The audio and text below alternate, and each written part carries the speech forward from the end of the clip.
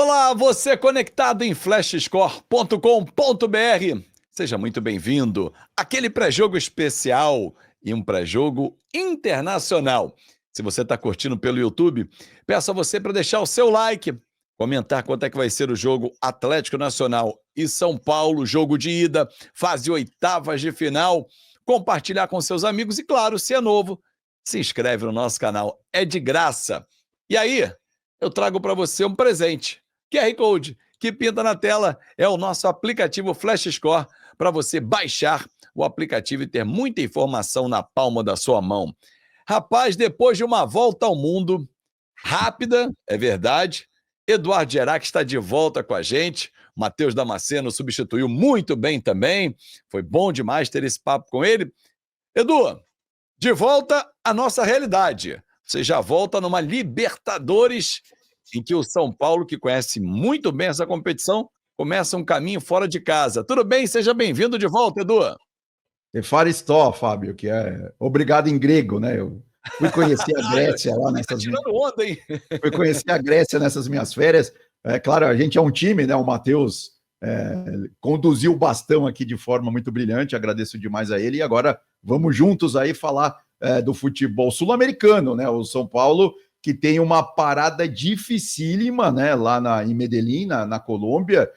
Eu até acho que o Atlético Nacional, nesse primeiro jogo, principalmente, é favorito em relação ao São Paulo, ainda mais porque jogar lá é sempre muito complicado, né? Se a gente for lembrar da primeira fase, da fase de grupos dessa atual Libertadores, o Atlético ganhou os 3 jogos lá, né? Ele meteu 3-0 no Nacional do Uruguai, no Nacional de Montevidéu, ganhou do Inter, né? 3-1 e ganhou do Bahia também de 1-0, né? Lembrando que o Atlético Nacional estava naquele grupo, o grupo F, né? Que tinha os 2 brasileiros, o Bahia e o Inter. Então, assim, é complicado, é uma vida dura para o São Paulo lá em Medellín, né? A torcida costuma lotar o estádio, costuma fazer muita pressão. E o São Paulo, claro que apesar de tá indo bem no Campeonato Brasileiro, pelo menos nessas últimas 5 rodadas aí com o Crespo, vem também de uma eliminação no mata-mata, né, na Copa do Brasil.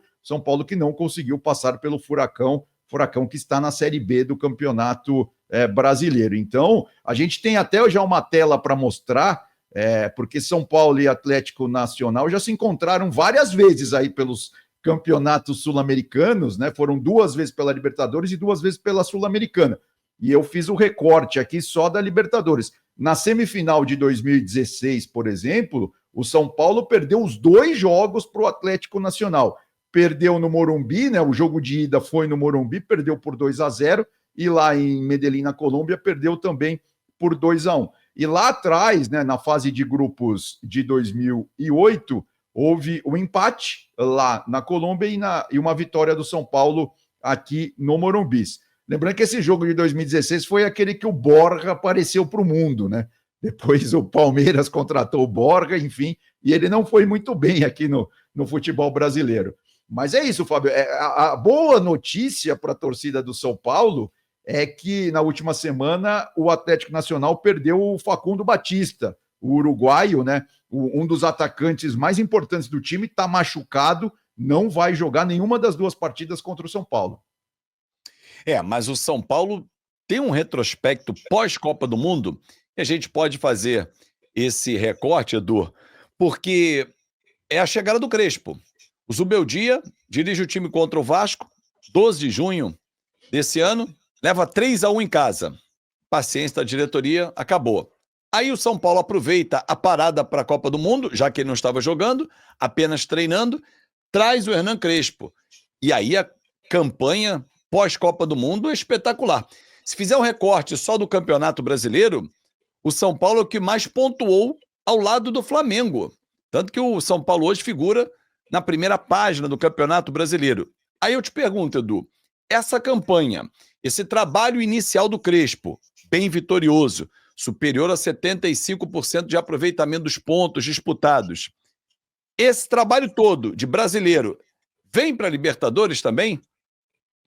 Não, eu acho que vem sim, não dá para dizer que não vem, né? O problema do São Paulo e inclusive isso até aparece também no Campeonato Brasileiro, é que o São Paulo está sendo um time muito pouco criativo, né? Vamos dizer assim, no meio-campo para frente. O Oscar está machucado, né? Desde aquele clássico contra o Corinthians, vai ficar mais um mês aí, pelo menos, fora. O Lucas está voltando aos poucos, né? Ele voltou na partida contra o Vitória, jogou 15 minutos ali, ficou no banco, entrou na metade do segundo, mas no final do segundo tempo, né? Jogou só 15 minutos e não vai jogar os 90 minutos também lá na Colômbia. Ele vai ficar no banco, tudo indica, deve entrar também durante o segundo tempo. Então, um dos grandes problemas do São Paulo, no meu modo de ver, é essa questão de produzir mais, né? Isso, por exemplo, ficou claro no mata-mata da Copa do Brasil, porque contra o Furacão, o São Paulo no primeiro jogo teve chance de fazer até mais gols, não conseguiu fazer, ainda tomou um gol bobo no final do jogo, que acabou fazendo falta no jogo de volta. E aí tem um outro problema também, né, do São Paulo, que é a zaga. O São Paulo tem 3 ou 4 zagueiros ali, se tanto. E agora, ainda mais com a contusão do Arboleda, porque o problema do mata-mata é esse, né? Por exemplo, contra o Furacão, isso ficou claro. São Paulo perdeu o goleiro Rafael expulso aos 4, 5 minutos de jogo. Isso muda toda a estratégia, todo o esquema de uma partida, né? Então, isso realmente é complicado. São Paulo perde, por exemplo, um zagueiro, ou por expulsão, aí não vai ter como substituir, mas se perde por contusão, por exemplo, tá bem complicada a vida do Crespo ali para montar a defesa do São Paulo. E aí, contra o Vitória, por exemplo, né, principalmente nas laterais também, ele usou muitos garotos, né? Entraram garotos ali para compor a lateral, né? No caso, entrou o Mike, né? Que é um das crias lá de Cotia, ele que jogou ali na lateral do São Paulo. E no meio-campo, por exemplo, entrou o Rodriguinho também. Claro, esse já é mais rodado, né? Mas também é uma revelação aí do São Paulo. Esse capítulo Copa do Brasil que você traz, Edu, ele é bem interessante, tem esse componente, e até agora, olhando o replay, qualquer momento, eu não consigo enxergar a falta não, do isso.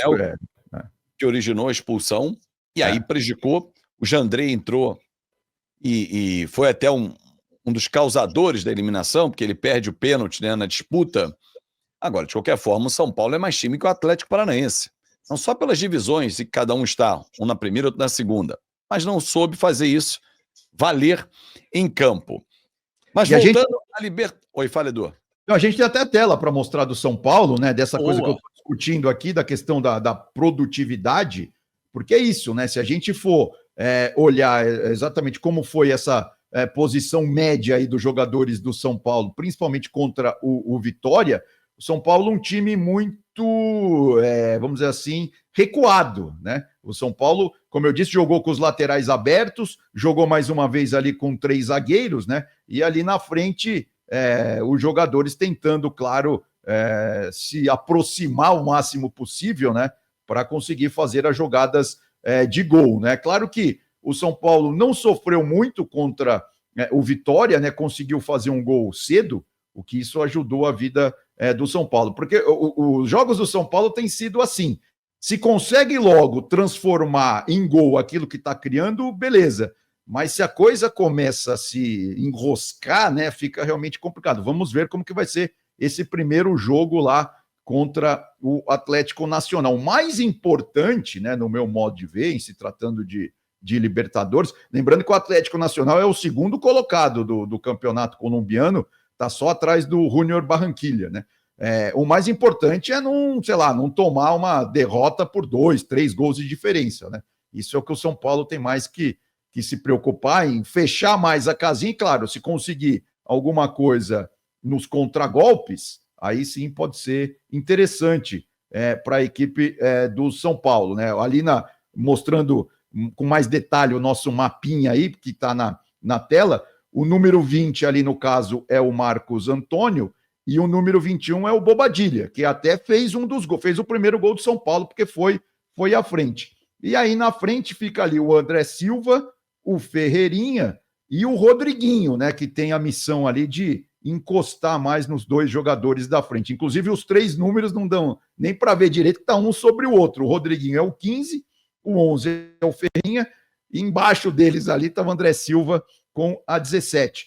E aí eu estava falando do Mike, né, que é o lateral direito, o jovem de Cotia, o 42, ele realmente jogou sempre lá na frente, né? O Crespo com essa estratégia aí de colocar 3 zagueiros e liberar os laterais. Do outro lado, o número 13, do lado esquerdo, é o Enzo Dias, que ficou um pouco mais junto com os zagueiros, né? O São Paulo na zaga jogou com o Ferrarese, o Sabino e o Franco. Sabino que inclusive fez um dos gols na vitória em cima do Vitória. E a imagem que a gente está mostrando, para quem está só curtindo a gente em áudio também, é bom a gente explicar, é o Lucas Moura, que voltou depois de 3 meses, né? Ele teve que passar por uma intervenção cirúrgica no joelho direito e no fim do jogo, ele entrou durante a partida, estava no banco, e a tendência é que fique também de novo no banco. A minutagem é fundamental para ele readquirir a confiança. Além da forma física, né, Edu? É a confiança, porque esse cara faz a diferença no time. Não, sem dúvida alguma, né? O futebol de São Paulo passa pelo Oscar e passa pelo Lucas. Não há dúvida quanto a isso. E sempre lembrando, né? O São Paulo, num contexto mais amplo, né? Esse ano, a própria diretoria já anunciou que não tem dinheiro para contratar mais ninguém. A janela está aberta aí, mas não virá nenhum grande jogador. Então, até o São Paulo. 2 de setembro. Exatamente. Agora, o São Paulo, a questão é ir tocando o brasileiro, passar pelo Atlético Nacional, aí as quartas de final são só em setembro, e aí quem sabe, né, o Lucas e o Oscar já vão estar mais próximo do 100%, para aí sim o São Paulo ter o corpo, né, dar uma encorpada e enfrentar aí as fases decisivas da Libertadores. Esse é o plano, não dá para fugir muito disso não, né? O Caleri, que até viajou para Medellín, ele fez questão de viajar, mas ele está só acompanhando o time, né? O Caleri só volta o ano que vem. Então, o São Paulo, claro, vai depender aí principalmente da volta do Lucas e do Oscar, que não vai acontecer contra o Atlético Nacional. Então, tem que jogar com o que tem na mão, né? Isso, o Crespo também já está muito consciente disso. Então, ele está preocupado mais em fazer um time mais sólido, né? Mais robusto, principalmente na defesa, e aí sim ir soltando o time aos poucos para o ataque. Vai ser um grande jogo nessa terça-feira, e claro que você vai acompanhar aqui na Flash Score, lembrando que o São Paulo faz a decisão em casa porque fez melhor campanha. Estava no pote 1. O Atlético Nacional, como você disse no início, saiu em segundo no grupo do Internacional, que contra o Flamengo tem a vantagem, inverte, né? O Flamengo é que saiu em segundo no grupo dele e o Inter decide em casa. O mandante do jogo decisivo é quem fez a melhor campanha, estava no pote 1. Edu, bom demais ter você por aqui. Grande abraço e vamos juntos com outros pré-jogos também. Abração, prazer enorme estar de volta também. É muito legal estar aqui com vocês, falando sobre futebol. Lembrando que, além do São Paulo, né, o Fortaleza também tem uma parada dura na Libertadores, vai jogar contra o Vélez, né? Esse mata-mata. Claro, além do duelo brasileiro que a gente vai falar no outro pré-jogo. Com certeza. Grande abraço, Edu, e até a próxima. Abração, até a próxima. Valeu, obrigado a você também, que seguiu com a gente aqui nesse pré-jogo especial de Libertadores. É isso, Libertadores também aqui na Flash Score e no nosso aplicativo. Pintou aqui o QR Code cantinho na tela para você escanear e ter muita informação na palma da sua mão. Tchau, tchau.